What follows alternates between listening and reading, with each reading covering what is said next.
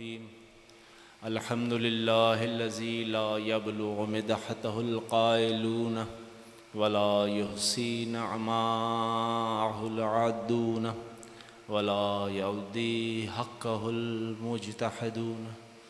फ़तरल ख़लाइक़ बिक़ुदरतिहि व नशरर रियाह बिरहमतिहि व वत्तद बिसुखूर मयदान अर्ज़िहि।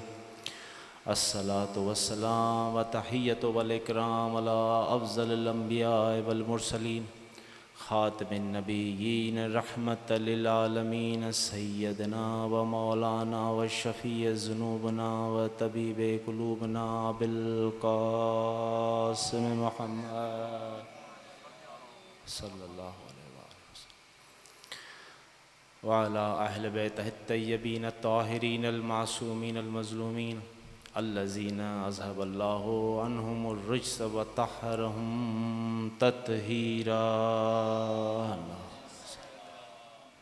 अज़ीज़ान गिरामी, इमाम ज़माना सलामुल्लाह अलैहा जो मौला हुसैन सां हिकिड़ो ख़ासि रिश्तो आहे। तॾहिं मूं आगाज़ में मौला ते दुरूद जे हवाले सां पढ़ियो। अशरे आशूर जे अमालनि में बि इहो अचे थो त ज़ियारत इमाम ज़माना पढ़ो, ऐं वरी जॾहिं इमाम जी विलादत आहे त उते वरी ज़ियारत इमाम हुसैन अलैहिस्सलाम पढ़ण जो हुकुम आहे। इमाम हुसैन अलैहिस्सलाम जे खून जो हक़ीक़ी वारिस साहिब ज़मान आहे।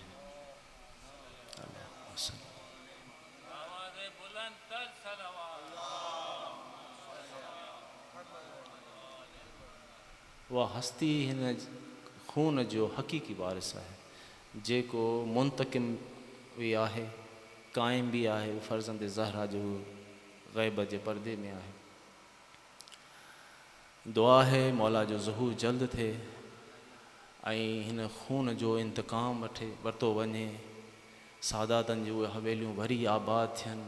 सैयदा जो घर जेको करबला में उजड़ी वियो उहो वरी आबाद थिए ऐं असांखे मौला पंहिंजे नासिरीन में शुमार करे ऐं असांखे उन ड्यूटी में शामिल रखे।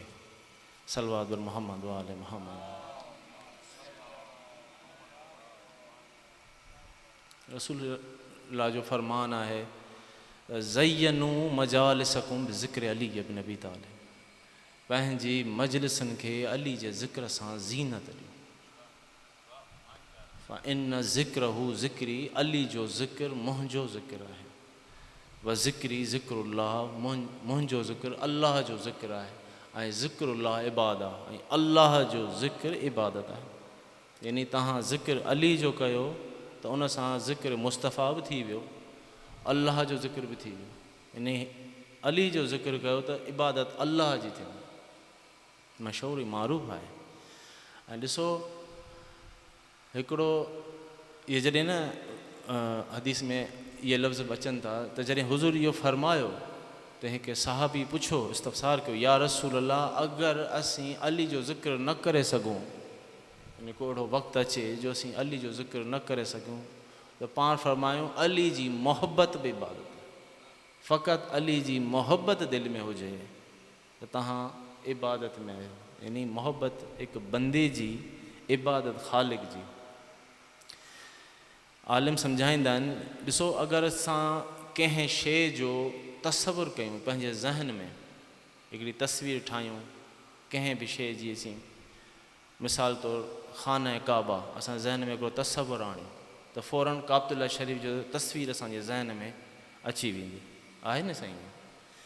उहा चइबो आहे तस्वीर तस्वराती। हिकिड़ी तस्वीर हूंदी आहे तस्वराती, ॿी तस्वीर हूंदी आहे अल्फाज़ी। हाणे ताईं पंहिंजे वात सां वेही ख़ाना काबा जो विर्द कयो, काबतुल्ला काबतुल्ला कयो, त इहा तस्वीर आहे उन जी अल्फाज़ी। टी तस्वीर हूंदी आहे हुन जी कुतबी। अगरि तव्हां हिकिड़े काग़ज़ ते ख़ाना काबा लिखंदा रहो, ख़ाना काबा जी तस्वीर ठाहींदा रहो, आहे न साईं। ऐं चौथी तस्वीर आहे हक़ीक़ी तस्वीर, जेको मके में अल्लाह जो घरु आहे, ख़ाना काबा आहे। हाणे अगरि जेका तस्वीर इंसान जे ज़हन में आहे, तसवुर में आहे, तई केतिरी बि तस्वीर पंहिंजे ज़हन में आणियो, ख़ाना काबा जो उमिरो कोन थींदो। उमिरि जे लाइ तव्हांखे वञिणो पवंदो। त लफ़्ज़ सां तई तस्वीर केतिरी बि पढ़ंदा रहो, अल्फाज़ी तस्वीर सां खाना काबा जी इबादत कोन थींदी, उनजो तवाफ़ कोन थींदो। अहिड़े नमूने अल्फाज़ी, पर अली उहा इबादत आहे जो मौला जो ज़िक्र कयो, मौला जो तसव्वुर आणियो, मौला खे दिलि में यादि कयो, इबादत ई इबादत आहे। सलवात बर मोहम्मद व आले मोहम्मद। तॾहिं रसूल फरमायो त अली जी मोहब्बत बि इबादत आहे। अगर मूंखे मौक़ो मिलियो त थोरो हिनखे बयानु कंदुसि। मौला अली अलैहिस्सलाम फरमायो त अना आयतुल्लाह, आउं अल्लाह जी आयत आहियां। सूरतुल नहल क़ुरान पाक जी आयत मशहूर मारूफ़ सूरा आहे, उन जी आयत नंबर आहे 90। ऐं ॾिसो 90 में उहा जेको अबजद में हिसाब कढंदा आहिनि त उन में जेको ज़ीरो आहे उहो कोन काउंट कयो वेंदो आहे। त माना वल ईताए ज़िल क़ुरबा, बेशक अल्लाह हुकुम थो ॾे, टिनि शयुनि जो अल्लाह हुकुम थो ॾे, अदल जो, अहसान जो ऐं ज़िल क़ुरबा जी अदायगी, जेके क़राबतदार आहिनि उन्हनि जो हक़ जी अदायगी। तवजो आहे साईं, टिनि शयुनि जो अल्लाह साईं हुकुम ॾिनो आहे सूरह नहल में, अदल, अहसान, ईताए ज़िल क़ुरबा। वरी टिनि शयुनि खां अल्लाह साईं मना कयो आहे, व यनहा अनिल फ़हशाए वल मुनकर वल बग़ी युअज़्ज़ुकुम लअल्लकुम तज़क्करून। ऐं अल्लाह मना थो करे टिनि शयुनि खां, फ़हशा खां, बदकारी खां, बुराइनि खां, मुनकरात खां, वल मुनकर वल बग़ी, सरकशी खां, बग़ावत खां। टिनि शयुनि खां अल्लाह साईं, टिनि शयुनि जो अल्लाह हुकुम थो करे, टिनि शयुनि खां अल्लाह साईं मना फरमायो आहे। युअज़्ज़िकुम लअल्लकुम तज़क्करून। ऐं अल्लाह इहा तव्हांखे वसियत थो करे, अल्लाह तव्हांखे वसियत करणु चाहे थो त जीअं ताईं उनजो ज़िक्र करण वारा थियो, उनखे वसियत खे यादि करण वारा थियो। हिन आय मुबारक में अल्लाह तबारक ताला टिनि शयुनि जो हुकुम ॾिनो आहे। हाणे पहिरियों हुकुम आहे अदल जो। अदल आम तौर ते जेको उनजो तर्जुमो वरितो वेंदो आहे उहो वरितो वेंदो आहे इंसाफ़, यानी अदल इंसाफ़। हालांकि इंसाफ़ बि अरबी जो लफ़्ज़ आहे, त कंहिं बि ज़बान में हिकु माना जे लाइ हिक खां वधीक लफ़्ज़ कोन हूंदा आहिनि, यानी ॿिन्हिनि लफ़्ज़नि में फ़र्क़ु ज़रूरु आहे, अदल में इंसाफ़ में। इंसाफ़ आहे निस्फ़ मां निकितल, निस्फ़ माना कंहिं शइ खे ॿ हिसा करणु, अधो अधु करणु। त इंसाफ़ जी माना आहे कंहिंखे हिकु शइ खे बराबरि बराबरि तक़सीम करे ॿिनि मुस्तहिक़नि जे हवाले करणु, इहो आहे इंसाफ़। पर अदल जी तक़ाज़ा इहा न आहे, अदल अलॻि आहे। तवजो आहे साईं। ॿी आहे वरी मसावात, थोरो गौर कजो। इंसाफ़ आहे निस्फ़ मां, जॾहिं हिकु शइ खे ॿिनि हिसनि में विराइजे, ॿिनि पार्टियुनि में असीं तक़सीम कयूं त उहो थियो इंसाफ़। पर ॿिनि खां वधीक धुरियूं हुजनि, ॿिनि खां वधीक हक़दार हुजनि त पोइ थींदी मसावात, सभिनी में बराबरि बराबरि हिकु जेतिरो हिसो विराइणु, यानी इंसाफ़ मसावात तक़रीबन हिकु ई माना में। ऐं वरी आहे अदल। अदल जी माना आहे जंहिं शइ जो हक़ आहे उनखे उन जॻह ते रखणु। यानी अगरि तव्हां जुती वरिती आहे, भले केॾी क़ीमती छो न हुजे, पर उन जी जाइ पेरनि में आहे, उनखे पेरनि में रखणो आहे। ऐं अगरि तव्हां टोपी वरिती आहे, भले केॾी सादी मामूली छो न हुजे, उन जी जाइ मथे ते रखणी आहे त उनखे मथे ते रखणो आहे। इहो आहे अदल, यानी अदल ऐं इंसाफ़ में इहो फ़र्क़ु आहे। ऐं वाहिद मज़हब अहल बैत आहे जंहिं में उसूल दीन में अदल शामिल आहे। तौहीद खां पोइ असीं अदल मञूं था, अल्लाह जी अदालत आहे, उनखां पोइ नबूअत, रिसालत ऐं पोइ इमामत क़यामत। त अदल जी माना आहे कंहिंखे कंहिं शइ जे उनखां हक़ था रखनि। हाणे हिन जो न ॾाढो हिकिड़ो सुठो मिसाल अल्लामा जो न नालो मूंखे न विसरियो, ज़ैदी साहिबु लाहौर जो बुज़ुर्ग गुज़ारे वियो, उन हिकिड़ो ॾाढो सुठो मिसाल फरमायो।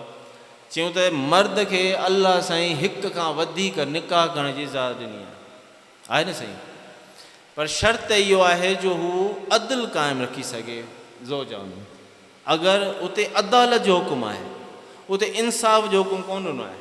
अगरि इंसाफ़ जो हुकुम ॾिया त वॾो मसइलो थी वञे हा। अगरि हिकिड़ी घरवारी बीमार आहे त मजबूरन ॿिन्ही खे दवा पियारणी पवे। हां हिकिड़ी रुसी पंहिंजे माइटनि वञे त मजबूरन ॿिए खे मोकिलिणो पए। अलाह मां अज़हर हुसैन ज़ैदी साहिबु इहो सम्झायो मिसाल। ऐं चई मसइलो त तॾहिं थी वञे जॾहिं हिकिड़ी गुज़ारे वञे त इंसाफ़ी तक़ाज़ा इहो आहे जो ॿिए खे मारणो पए। त उते हुकुम आहे अदालत जो, जंहिंजो जेतिरो हक़ आहे। छाकाणि जो क़यामत जे ॾींहुं इहो हिकिड़ो ख़्यालु हिकिड़ो उम्मत मुस्लिमा जे अंदरि हिकिड़ो इंड्यूस कयो वियो, हिकिड़ो विधो वियो त क़यामत जे ॾींहुं अलाह तबारक ताला मुख़्तार आहे, क़ादिर क़दीर आहे, हुनजी मर्ज़ी जंहिंखे चाहे बख़्शे छॾे, चाहे त सभिनी खे जन्नत में उमाणे छॾे, चाहे त सभिनी खे जहन्नम में उमाणे छॾे। बेशक अल्लाह खे ताक़त आहे, हू चाहे त हू फिरौन खे बख़्श करे सघे थो, हुनखे ताक़त आहे, हुनजे इख़्तियार में हू मजबूर न आहे कंहिं शइ में। पर हू आदिल आहे, हू कंहिं ते ज़ुल्म कोन कंदो। जेका अदल जी तक़ाज़ा आहे उहा पूरा थींदी, जेको जंहिंजो हक़ आहे उहो हुनखे मिलंदो। हा गुनाहगारनि जी शफ़ा थी सघे थी, पर अगरि को हक़दार हूंदो हुनजे हक़ कोन मिलंदो, उन हक़ ज़रूरु मिलंदो। इहा आहे असल में अदल। तौहीद खां पोइ अदल उसूल दीन। ॿियो हुक्म आहे एहसान जो। अच्छा हिकिड़ो तव्हांखे सलवात पढ़ो मोहम्मद वाल मोहम्मद ज़ाद। बिहारुल अनवार में हिकिड़ी रिवायत आहे, इमाम ज़ैनुल आबिदीन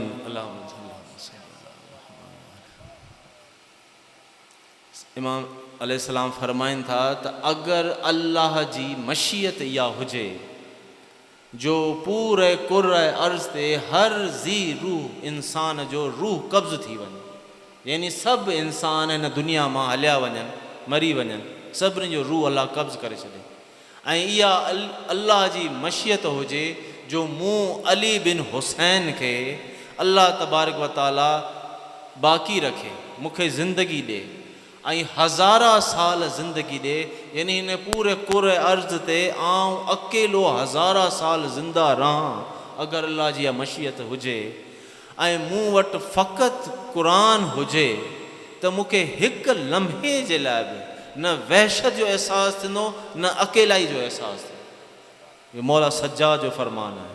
छाकाणि जो चऊं हीउ क़ुरान ॻाल्हाए थो, हिन क़ुरान सां तव्हां गुफ़्तगू कयो। ऐं ॿी हिकिड़ी रिवायत आहे इमाम हुसैन अलैहिस्सलाम सईद शुहदा, उहा बिहार अनवार में आहे। सलवात पढ़ो मोहम्मद वाल मोहम्मद ज़ाद। इमाम अलैहिस्सलाम फरमाइनि किताब अल्लाह अरबत अशिया, अल्लाह जे किताब जे अंदरि 4 शयूं आहिनि। वफ़ीही अल इबारत, क़ुरान में हिकिड़ी इबारत आहे। वल इशारत, क़ुरान में इशारा आहिनि। वल लताइफ़ वल हक़ाइक़। थोरो जो इको घटि कजो। सलवात मोहम्मद वाले मोहम्मद सल्ली अला मोहम्मद वाले मोहम्मद। बावाज़े बुलंद सलवात पढ़ो।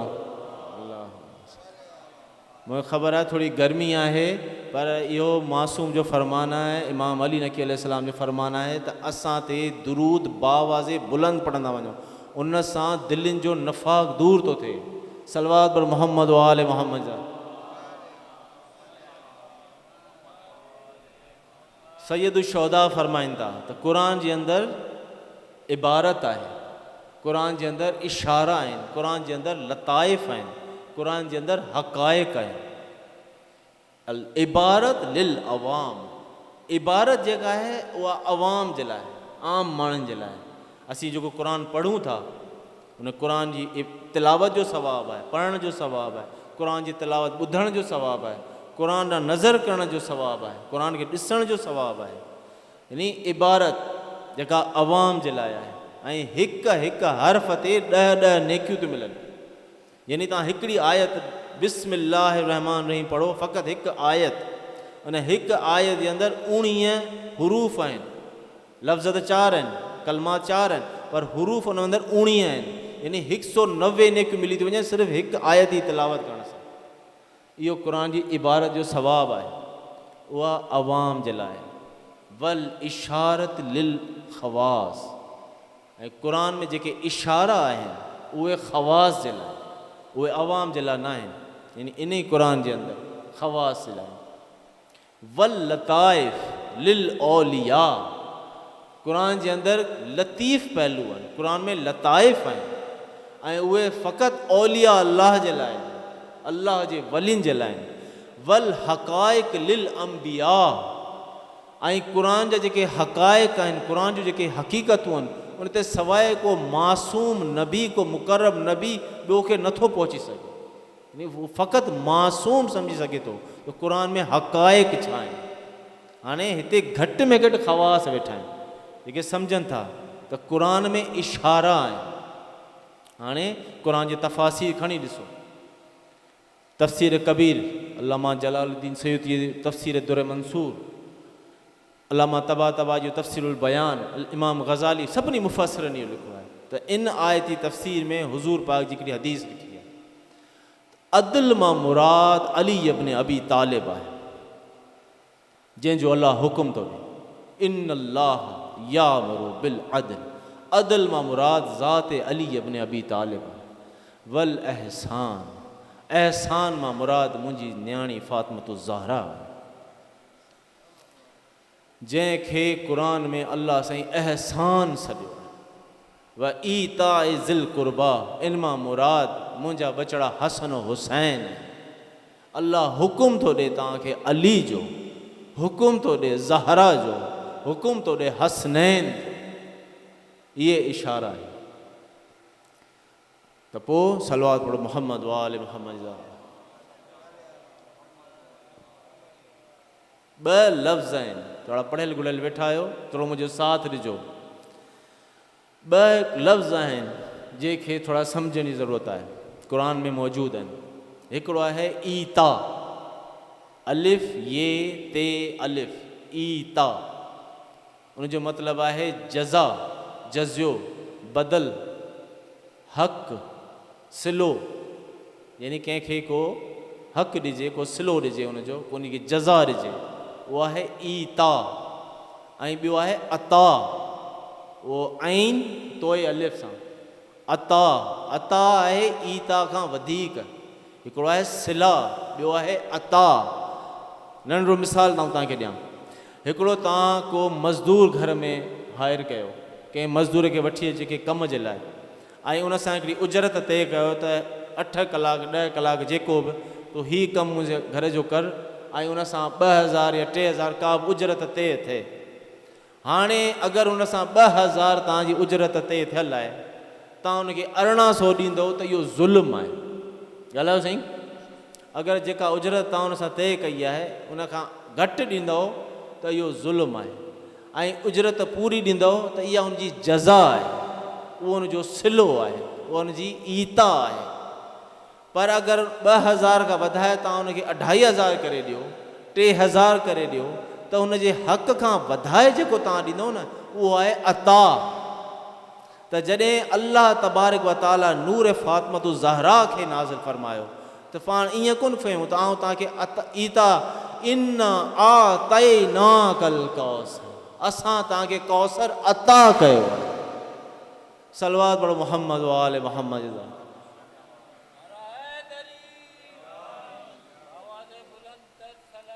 अल्लाह सल्ले अला मोहम्मद। हाणे थोड़ी पंहिंजूं समात जी जेका आहे न बुलंदी रखिजो, छो त सैयदा जा जेके फ़ज़ाइल आहिनि, आउं कुझु बयानु करण वारो आहियां। पंहिंजूं समात जी बुलंदी जे लाइ सलवात पढ़ो बाबा जे बुलंद।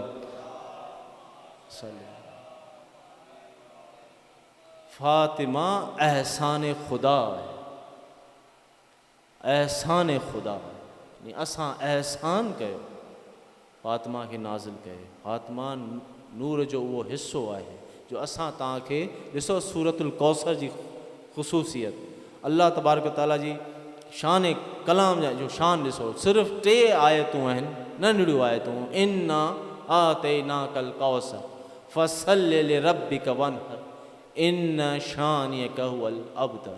मुख़्तसर 3 आयतूं आहिनि, ऐं इन 3 आयतुनि में सिर्फ़ु हरूफ खे हटाए वञे त जेके अस्मा आहिनि इन पूरी सूर जे अंदरि, सवाइ रब जे ऐं अना जे, बाक़ी जेके बि अल्फाज़ इन सूर में आहिनि, भई पूरे क़ुर में उहे लफ़्ज़ अल्लाह पाक इस्तेमालु कोन कयो।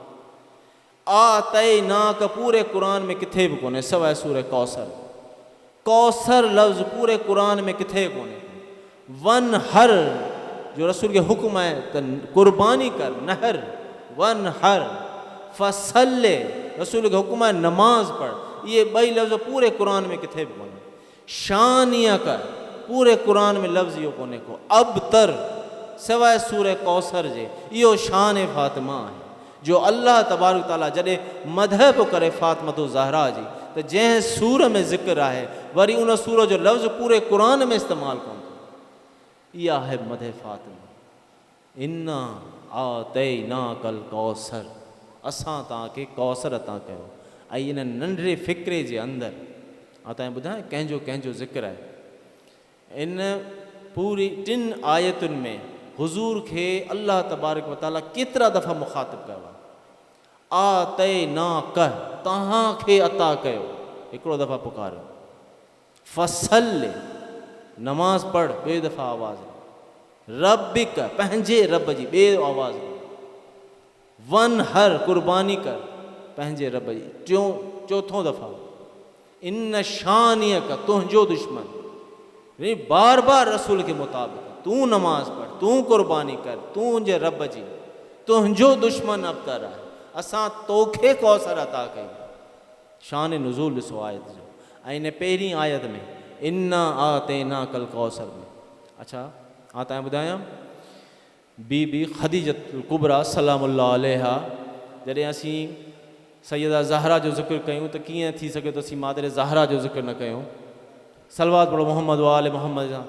ख़दीज चवंदा आहिनि अरबीअ में उन ॿार खे उन ॿार जो नालो ख़दीज रखंदा हुआ जेको पंहिंजे माउ जे बतन में फ़क़ति 4 महीना रहे ऐं 4 महीननि खां पोइ उन ॿार जी विलादत थी। उनखे चवंदा ख़दीज। ऐं अगरि छोकिरी आहे त उनजो नालो रखंदा ख़दीजा। साइण ख़दीजा पंहिंजे माउ जे बतन में फ़क़ति 4 महीना रही। छाजे करे? छाकाणि जो उन अरसे खां पोइ ॿार जो माउ जे बतन में ग़िज़ा तब्दील थी वञे। इहा तव्हां सम्झी सघो था ॻाल्हि। जेको माउ जे पेट में ग़लीज़ पाणी हूंदो आहे ॿार जी ग़िज़ा उहा तब्दील थी वञे। त अल्लाह तबारक व तआला छाकाणि जो सैयदा ख़दीजा नूर ज़हरा जी मुतहमिल थियणी हुई त अल्लाह तबारक व तआला इहो न थे मुनासिब सम्झो। इन करे ख़दीजा कुबरा जी 4 महीननि जे अंदरि दौरे जाहिलियत में बि जेका बीबी ताहिरा सॾिबी हुई आहे न साईं लक़ब ख़दीजा ताहिरा। जेका बीबी सिद्दीक़ा सॾिबी हुई ताहिरा सॾिबी हुई। दौरे जाहिलियत में ही असीं जीअं पढ़ंदा आहियूं हिकिड़ी ॿी मूंखे हदीस यादि पई अचे। सलवात पढ़ो मोहम्मद वाले मोहम्मद जा। थकिजी त कोन पिया आहियो?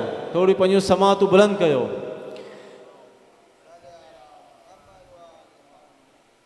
रसूल जो फरमान आहे अव्वल मां ख़लक़ अल्लाह नूरी। सभ खां पहिरीं अल्लाह मुंहिंजो नूर पैदा कयो आहे न साईं। अल्लाह मुंहिंजो नूर पैदा कयो। अना वाली मिन नूरुन वाहिद। आऊं ऐं अली हिकिड़े ई नूर मंझां।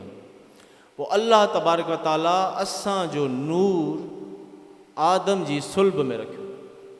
पोइ आदम जी सुल्ब खां उहो तय्यबो ताहिर पाको पाकीज़ा सुल्बनि मां मुंतकिल थींदो ऐं तय्यबो ताहिर अरहामनि में मुंतकिल थींदो रहियो हत्ता कि उहो नूर जबीने जनाबे अब्दुल मुतलिब में ज़ाहिर थियो। पोइ उतां उहो नूर जा 2 हिसा थिया। हिकिड़ो हिसो आयो जबीने जनाबे अब्दुल्ला जे, हिकिड़ो हिसो आयो जनाबे अबू तालिब जी जबीन में। पोइ हिकिड़ो नूर जो हिसो ज़ाहिर थियो नूर मुस्तफ़ा में। ॿिए नूर जो हिसो ज़ाहिर थियो नूर मुर्तज़ा में। आहे न साईं?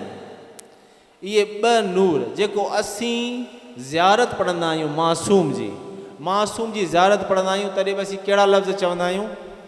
अशहदु अन्नक कुंत नूरन फिल असलाबि शामिखा वल अरहामिल मुतहर। आऊं गवाही तो ॾियां त तव्हांजो नूर पाको पाकीज़ा सुल्बनि मां मुंतकिल थींदो रहियो आहे ऐं तय्यबो ताहिर अरहामनि में मां जे बतननि में मुंतकिल थींदो रहियो आहे। लम तु नजसिकल जाहिलिय बि अंजासिया, ऐं दोहरे जाहिलिय जी निजासत कॾहिं बि तव्हांजे क़रीब न आई। सुल्बन में हलियो, सैयदा जो नूर किथे हो? सलवात पर मोहम्मद वाले मोहम्मद।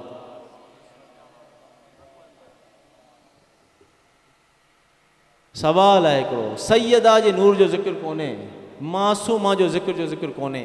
अल्लाह जो हर पैगाम जॾहिं जिब्राइल अलैहिस्सलाम आणे सघियो पे, उहो कहिड़ो ख़ासि पैगाम हो जो मुस्तफ़ा खे पंहिंजी ज़िंदगी जो तवील तरीन सफ़र करिणो पियो ऐं बज़्म अर्श ते वञिणो पियो। इहो नूर मुस्तफ़ा हो, यानी अल्लाह नूर ज़हरा हो, यानी अल्लाह तबारक व तआला इहो बि पसंदि नथे करणु चाहियो त नूर ज़हरा खे कंहिं पाक सुल्ब में बि रखे, रसूल खे घुराए इहो नूर अता कयो। सलवात पर मोहम्मद वाले मोहम्मद। ऐं ती परेशान त कोन थी विया आहियो? बाबा ते बुलंद सलवात पढ़ो।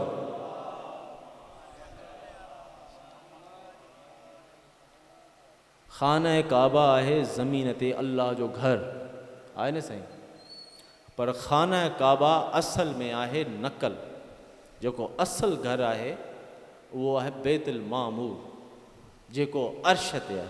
पोइ जॾहिं हज़रत आदम अलैहिस्सलाम खे अल्लाह तबारक तआला ज़मीन ते मोकिलियो त उनखे हुकुम कई त तव्हां बैतुल मामूर जे तर्ज़ ते ज़मीन ते अल्लाह जो घर तामीर कयो।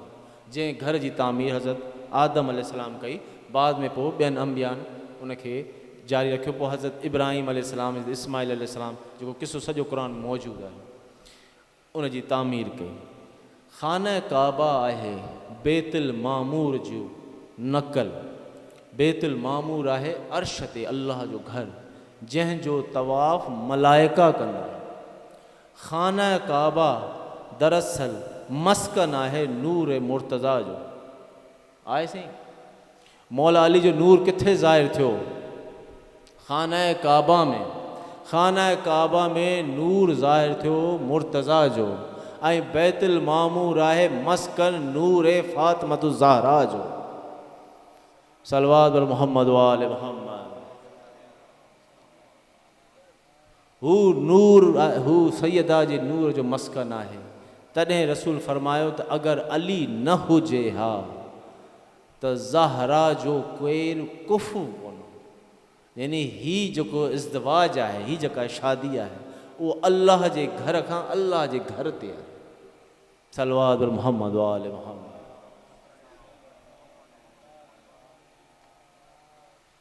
हुज़ूर पाक पंहिंजी हयात तैयबा में घणियूं शादियूं कयूं। ॻाल्हायो साईं, 11 निकाह कया।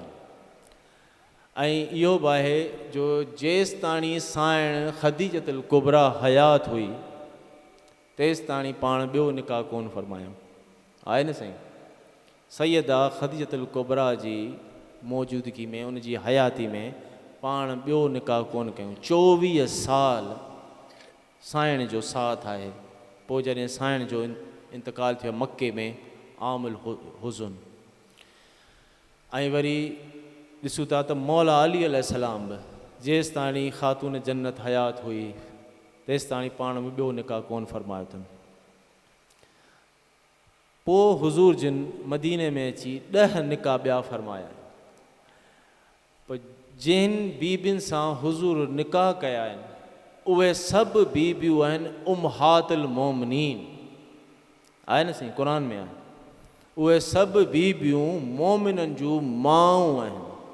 यानी उन्हनि बीबियुनि जो शरफ़ इहो आहे जो हुज़ूर जी इज़्दिवाज में अचण खां पोइ हू उन्हनि जो दर्जो एतिरो बुलंद थी वियो जो हू मोमिननि जूं माऊं आहिनि। पर जॾहिं फ़ातिमा ज़हरा जी ॻाल्हि आई त पाण ईअं कोन फ़रमायूं उम्मुल मोमिनीन, पाण फ़रमायूं उम्मे अबीहा, पंहिंजे पीउ जी मां। मोमिननि जी मां हुजणु अलॻि आहे, रसूल जी मां हुजणु, इहो ज़हरा जो दर्जो आहे। या अहमदो, हदीस कुदसी आहे, या अहमदो लौलाक लिमा ख़लक़तु अफ़लाक। ऐं अहमद मुंहिंजा महबूब, अगरि तव्हां न हुजो हा त आउं अफ़लाक पैदा कोन कयां। ही सभु ज़मीन आसमान, ही अफ़लाक पैदा कया आहिनि मूं फ़क़ति तव्हांजे। वरी हदीस ते रुकजी ना आहे, हदीस कुर्सी हली आहे, लो ला का अली, अगर अली न हुजे हा लिमा ख़लक़ तुका, आउं तव्हांखे पैदा न कयां, लो ला का फ़ातिमा, ऐं अगर फ़ातिमा न हुजे हा लिमा ख़लक़ तुकुमा, त आउं तव्हां ॿिन्ही खे पैदा कोन कयां। हाणे हिते ज़िक्र अफ़ज़लियत जो न आहे, जो मतां केरु सम्झे त अली रसूल खां अफ़ज़ल थी वियो सैयद आहे, ही ज़िक्र अफ़ज़लियत जो न आहे, ही ज़िक्र मक़सदियत जो आहे, यानी रसूल जो नालो बाक़ी आहे त अली जे करे आहे, इन करे अली न हुजे हा त आउं तव्हांखे पैदा करणु अबस हुजे हा, आउं तव्हांखे पैदा न करियां, पर अगर सैयदा न हुजे हा, छाकाणि जो सैयदा आहे हामिला नूर विलायत, सैयदा आहे मुहाफ़िज़ा विलायत, अगर हीअ बीबी न हुजे हा त तव्हां ॿिन्ही जो पैदा करणु अबस हुजे हा, आउं तव्हां ॿिन्ही खे पैदा कोन कयां। सलवात मुहम्मद वाले मुहम्मद। तव्हांखे लॻे पियो गर्मी कुझु ज़्यादा लॻे पई, पोइ आउं मुख़्तसिर कयां भला। सलवात मुहम्मद वाले मुहम्मद। थोड़ो बावाज़े बुलंद सलवात पढ़ो।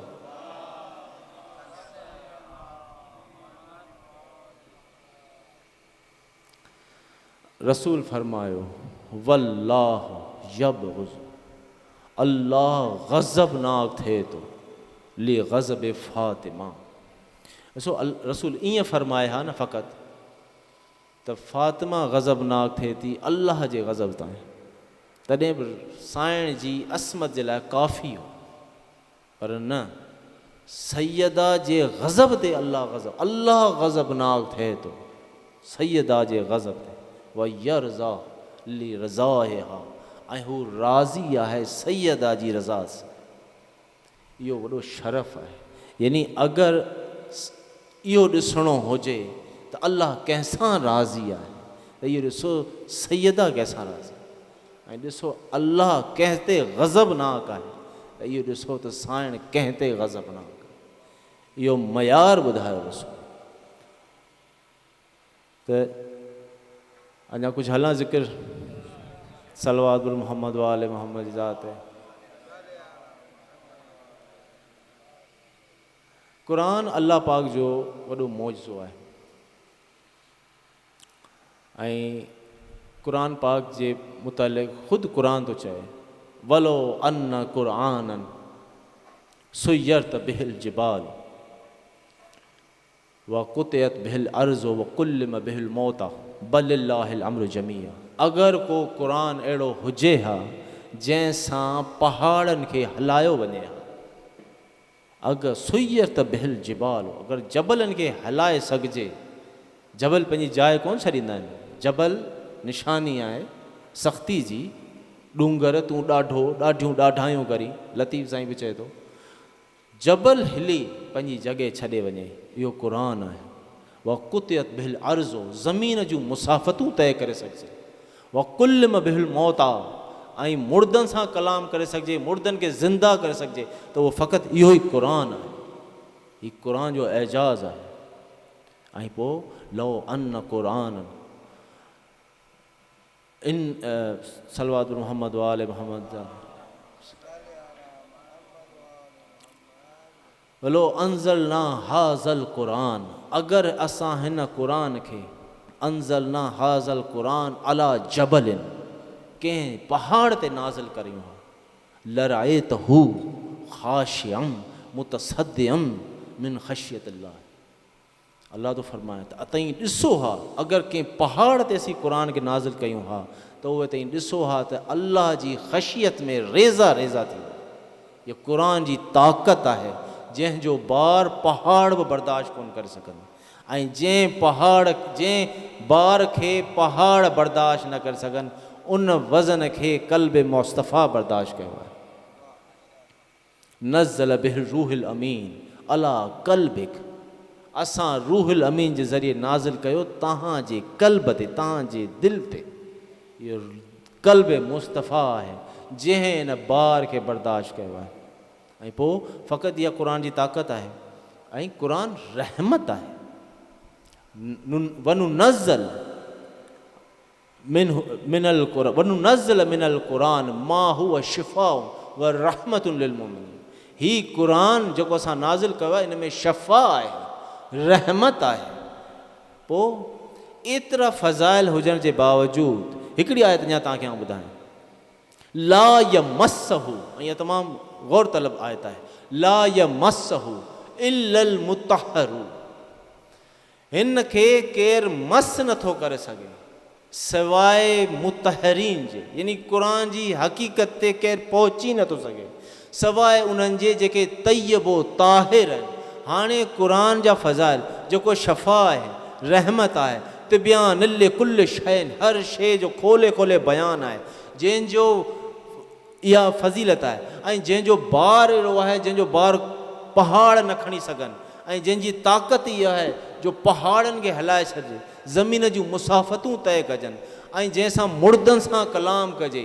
पर जॾहिं इहो क़ुरान बि रसूल खे अता कयो वियो त इहो चयो इन आते नाहुम सभ्य मिनल मसानी वल क़ुरान अज़ीम, असां तव्हांखे सभ्य मसानी ऐं क़ुरान अज़ीम ॾिनो।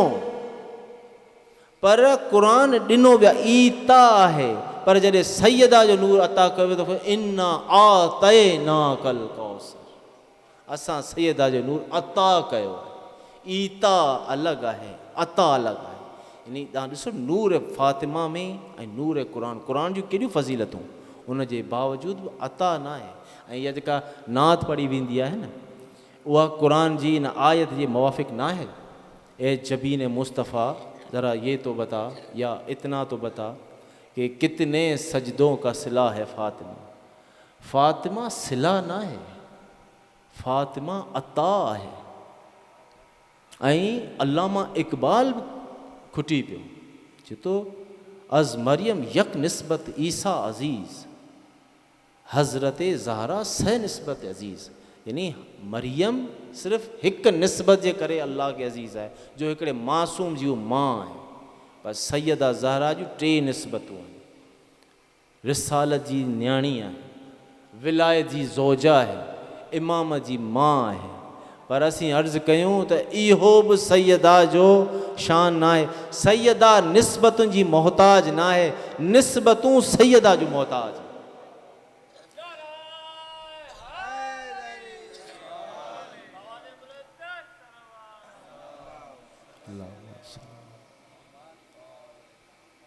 रसूल जी न्याणी हुजणु फ़ज़ीलत आहे, पर फ़ातिमा ज़हरा जे लाइ न आहे। अली जी ज़ौजियत, विलायत जी ज़ौजा हुजणु फ़ज़ीलत आहे, पर अली जूं ज़ौजाऊं ॿियूं बि हुयूं। ॻाल्हायो साईं, अली साईं ॿियनि सां बि निकाह कया आहिनि। सैयदा फ़ातिमा ज़हरा अगरि 11 इमामनि जी मां आहे, त बीबी फ़ातिमा बिनत असद त 12 इमामनि जी मां आहे। ॻाल्हायो साईं, अगरि हू जन्नत जे सरदारनि जी मां आहे, त बीबी फ़ातिमा बिनत असद बि त मां आहे। इमामत जी मादर हुजण बि सैयदा जो शरफ़ न आहे। निस्बतूं सैयदा जो मोहताज न आहे।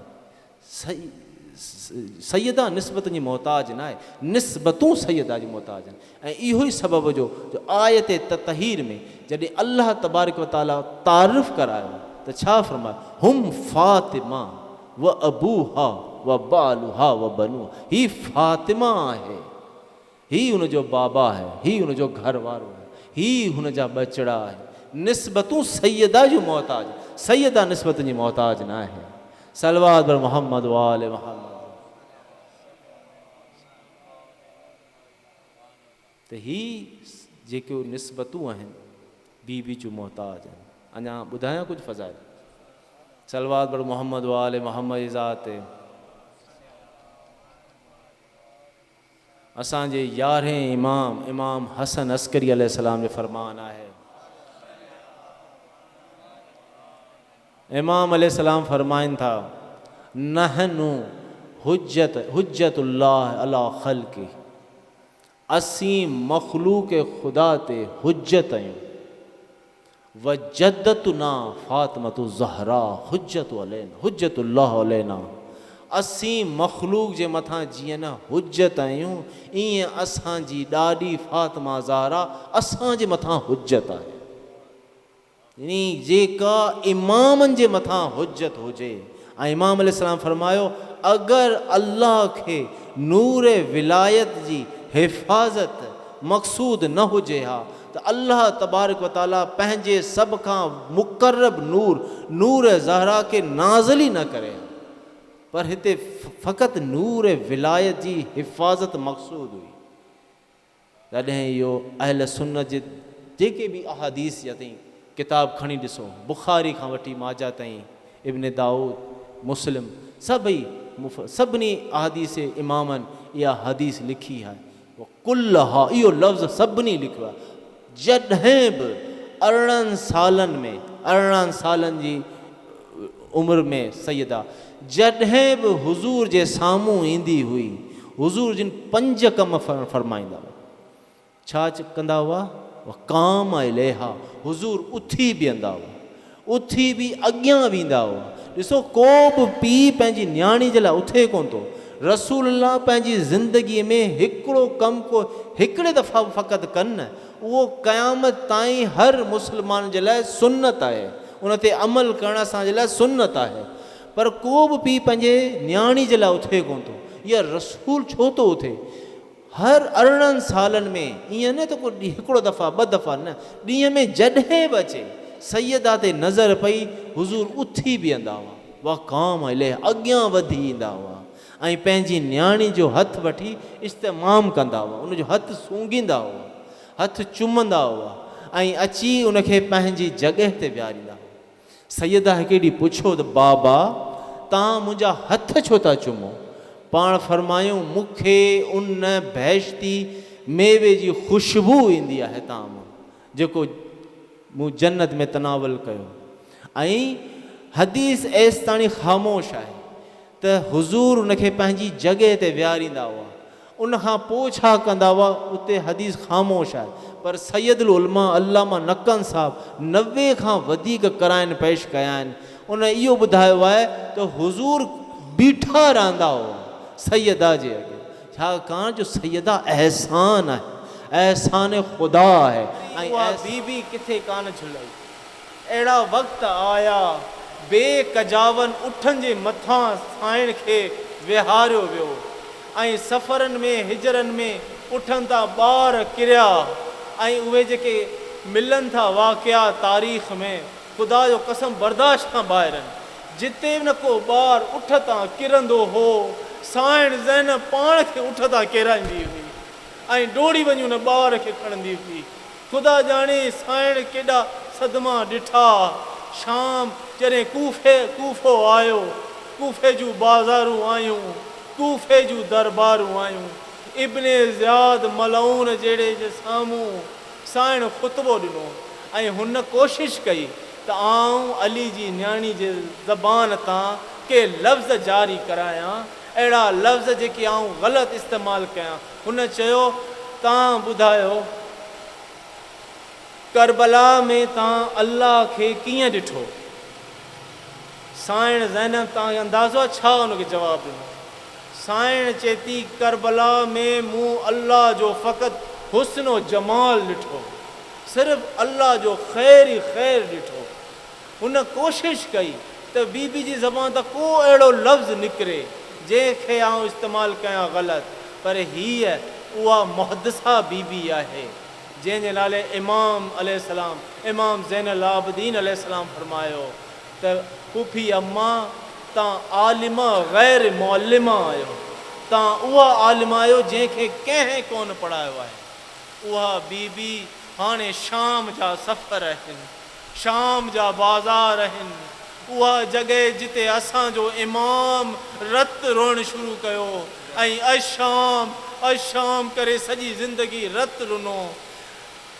शाम जे शहर खां ॿाहिरि सादातनि खे 3 ॾींहं उते बिहारियो, 15 अज़ानूं ॿुधियूं आहिनि सैयदज़ादिन जे शहर जे दरवाज़े ते। शहर खे सजायो वियो, सजावट कई वई, रक़ासाउनि खे घुरायो वियो, बरादा फ़रोशनि खे घुरायो वियो, कमीननि जे मोहल्लनि मां सादातनि खे गुज़ारियो वियो। उन्हनि घरनि मां, घरनि जी छितुनि तां उहे लहीन अंगारा उछलींदा ॿारनि जे मथां, पत्थर उछलींदा हुआ। ऐं इहो बि असां तारीख़ में पढ़ियो, हिकु वक़्त ते साइण ज़ैनब ठूठुनि भर बि हिली आहे बाज़ारनि में, पर इहो सफ़र रुकियो न, उहो सफ़र रुकियो न। हिकिड़ी जॻह आई जॾहिं दरबारे यज़ीद जे दारुल अमारा जे दरवाज़े ते साइण ज़ैनब वेही रही, तीअं उन खां अॻियां न पई हले। सैयद सजाद आयो कि पुफी अम्मा छा ॻाल्हि आहे, तव्हां थकिजी पिया आहियो, छा थियो आहे? सफ़र बाक़ी आख़िरी मंज़िल आहे, सफ़र जारी कयो। चई न बचड़ा, आउं थकी न आहियां, आउं तव्हांखे ॿुधायां, 21 रमज़ान ते जॾहिं बाबा ज़ख़्मी हो, सभिनी खे बाबा हटाए मूंखे अकेले में वसियत कई। मूंखे चई अम्मा तव्हांजे बाज़ुनि में रसा बधा वेंदा, तव्हांखे बाज़ारुनि में आंदो वेंदो, तव्हांखे दरबार शराबी जी दरबारुनि में आंदो वेंदो। मूं अर्ज़ु कयो बाबा आउं हिकु शराबी जी दरबार में कीअं वेंदसि बेपर्दा? बाबा मूंखे चयो अम्मा तूं फ़िकर न कजां, आउं ईंदसि तोखे पाण वठी बाज़ार वेंदसि। सैयद सजाद आउं थकी न आहियां, आउं बाबा जो इंतज़ार बि कयां। बसि एतिरो चई साइण यका यक उथी बि रही, अस्सलाम अलैकुम या अमीर अल मोमिनीन।